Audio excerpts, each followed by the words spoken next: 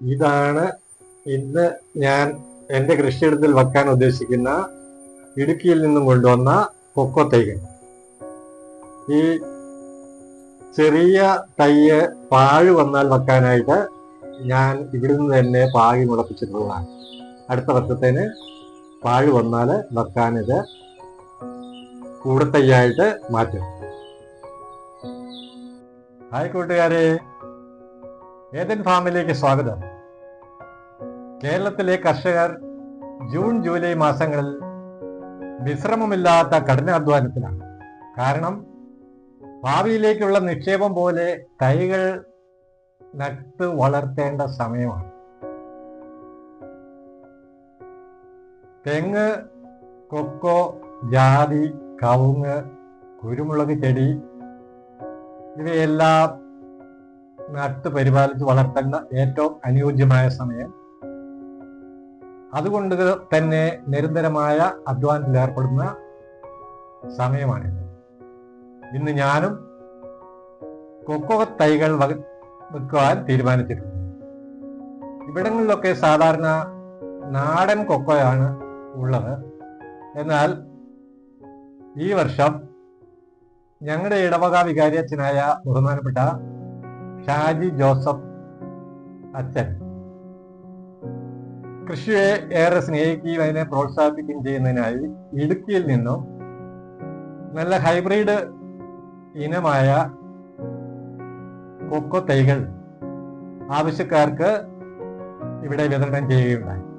അതിൽ 50 തൈ ഞാനും വാങ്ങി അത് നടുന്ന രീതി നിങ്ങളെ കാണിക്കുന്നു.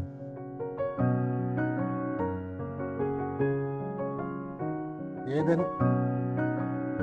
കൊക്കോ തൈ നടുന്ന രീതി: 1 അടി സമചതുരത്തിൽ ഒരു കുഴി എടുക്കുന്നു, ഇതേപോലെ. അതിനുശേഷം ഈ കുഴിക്ക് ആഴം കൂടുതലുള്ള ഭാഗം മേൽമണ്ണിട്ട് മേൽമണ്ണിട്ട് അത് കുഴി കുറെ കൂടി ആഴം കുറയ്ക്കും, മണ്ടയ്ക്ക് കൊണ്ടുവരും. എന്നിട്ട് ഈ തൈ കൂട പൊട്ടിച്ച് വെച്ചതിന് ശേഷം അല്പം കൂടി മണ്ണിട്ടിന് അതിന് മുകളിലായി മേൽപ്പരപ്പിലായി ചാണകപ്പൊടി വിതറിയിടും. അതിനുശേഷം മണ്ണിട്ട് നല്ലപോലെ കിളച്ച് സൈഡ് നമ്മൾ മണ്ണ് കുത്തിയിടാൻ നേരത്തെ ഈ കോരിയിട്ടിരിക്കുന്ന മണ്ണല്ല ഇടേണ്ടത്. ഈ സൈഡ് കുത്തി കിളച്ച് മണ്ണിട്ട് ഒരു ലേശ പൊക്കത്തിൽ, അതായത് ഈ തറ ലെവലിൽ നിന്നും അല്പം പൊക്കത്തിൽ മണ്ണിട്ട് ചവിട്ടി ഉറപ്പിച്ച് ഒരു കമ്പും കുത്തി ചുറ്റിലും കരിയിലൊക്കെ ഇട്ട് അത് വെള്ളം തുപ്പി ഇതിൻ്റെ കൂമ്പിലേക്ക് വെള്ളം തുപ്പാതൊക്കെ ഇരിക്കാനാണ്, ചീഞ്ഞു പോകാതൊക്കെ ഇരിക്കാൻ. ഇങ്ങനെയാണ് ഞാൻ കൊക്കോ നടുന്നത്. ഈ വീഡിയോ കാണുന്നവർക്കും ഏതെൻ്റെ ഓരോ വീഡിയോസിലും കാണുന്നവർക്ക് എന്തെങ്കിലും ഒരു ഗുണമുണ്ടാകണം എന്നുള്ള ഉദ്ദേശത്തോടെയാണ് ഞാനിത് നിങ്ങളുടെ മുന്നിൽ കാണിക്കുന്നത്.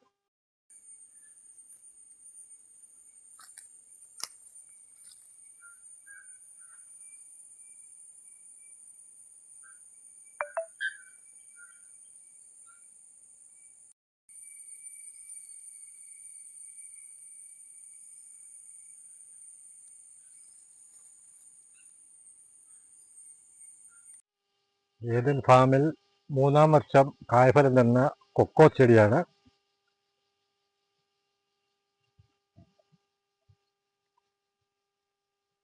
ഈ ജൂൺ മാസം അവസാനമായപ്പോൾ ഈ പ്രദേശങ്ങളിലെല്ലാം കൊക്കോയുടെ കായെല്ലാം കഴിഞ്ഞു, വിളവെടുപ്പെല്ലാം കഴിഞ്ഞു. ഇനി കാര്യമായ കായൊന്നും കിട്ടാനില്ല.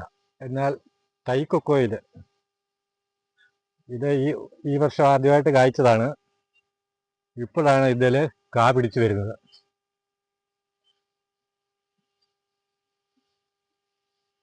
അപ്പോൾ 3-ാം വർഷം കൊക്കോയിൽ ശരിയായ രീതിയിൽ പണിയെടുത്താൽ കായ്ക്കും. തുരിശും കൂടി എടുത്താലേ പോകാതെ കിട്ടത്തുള്ളൂ.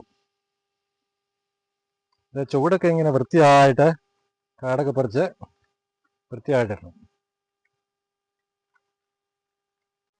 ഈ വീഡിയോ നിങ്ങൾക്ക് ഇഷ്ടപ്പെട്ടാൽ ലൈക്ക് ചെയ്യാനും ഷെയർ ചെയ്യാനും സബ്സ്ക്രൈബ് ചെയ്യാനും മറക്കാതിരിക്കുക.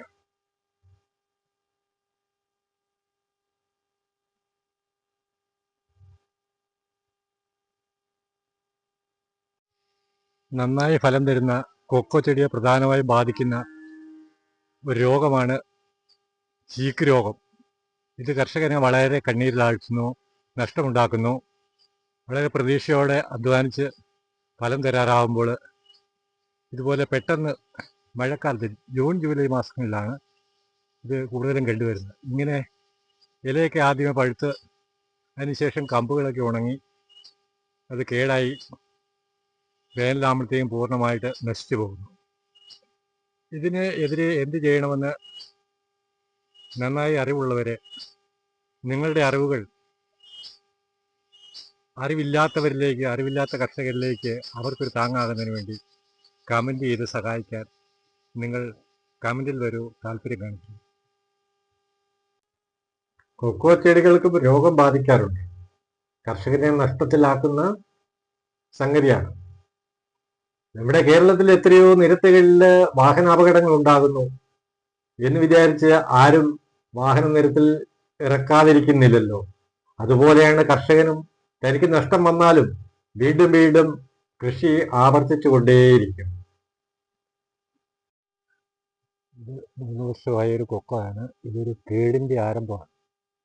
ഇതേക്കുറിച്ച് എനിക്ക് നല്ല വിവരമില്ല. അറിയാവുന്നവർ ഈ രോഗത്തിനുള്ള ചികിത്സയും എന്ത് മരുന്നാണ് അടിക്കേണ്ടത് അതൊന്ന് കമൻറ്റിൽ നന്നായിരുന്നെങ്കിൽ ഉപകാരമായിരുന്നു.